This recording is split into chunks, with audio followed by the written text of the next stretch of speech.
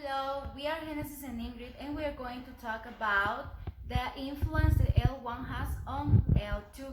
Let's define what L1 is.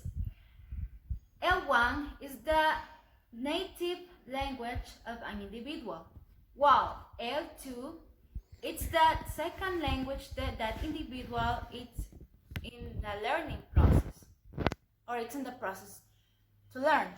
Now that we have defined those terms, let's talk about the L1 acquisition, which happens different than L2 acquisition. Why? Because, for example, if we pay attention to a baby, we see that a baby of 1 year old is on the babbling stage, and that baby is in the process of acquiring the tongue mother by imitating sounds and imitating its speech utterance. While L2 acquisition happens in an easier way for L2 learners, because they have reached their competence, the linguistic competence in their brains of L1. So this is a positive transfer that happens from L1 to L2.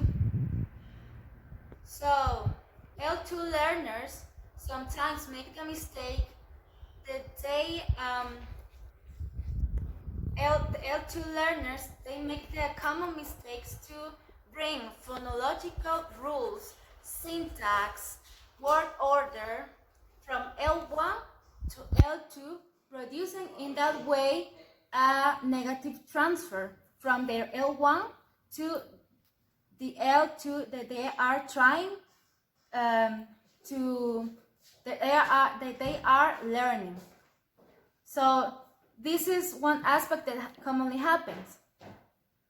Now, let's talk about children. The question is why children seems to acquire L2 better than adults. It's because children have access to universal grammar, and adults are influenced by the L1.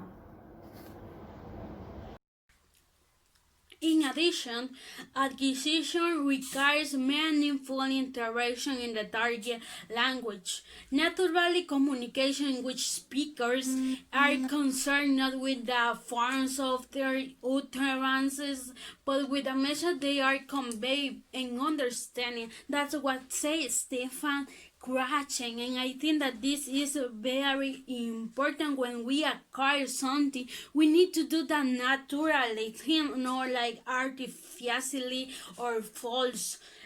Here we have when we acquire a new language and our L1 is present, we need to know that there are interference, and one of them are dialects when we acquire a second language. But we also develop areas while we are learning, and they are defined too. One of them is commit and the other is commission. When we do a error and we omit something that maybe you mean a verb or a subject in a sentence, and we are omit something, so that is a area of omissions.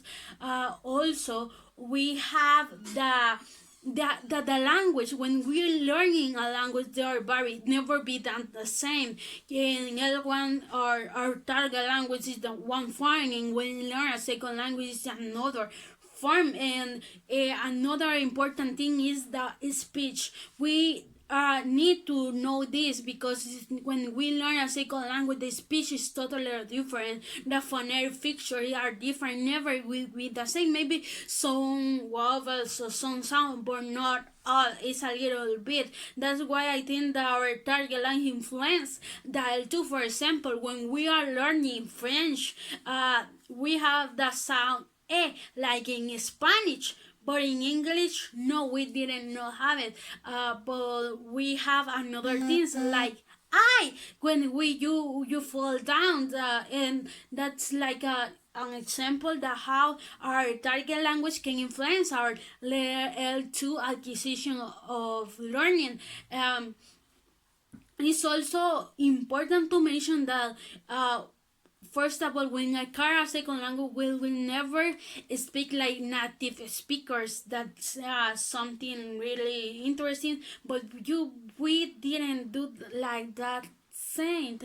It's important to mention that L2 is simply another subject on a very unloaded school curriculum or something that has to be undertaken by people with busy lives and heavy workload. What does this mean? When we acquire a second language, we need to study a lot. We need to make that our curriculum. We need to. I remember some person saying you need to marry with that. So we need to marry when we acquire a single language, and we need to read the story, and we need to acquire that.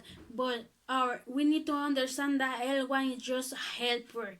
The most important is the L2. How help the L1? So find information, making questions. The L1 influencing a lot of things, so be careful. But sometimes it's useful, but another not. So be care about this. That's our video. Thank you very much.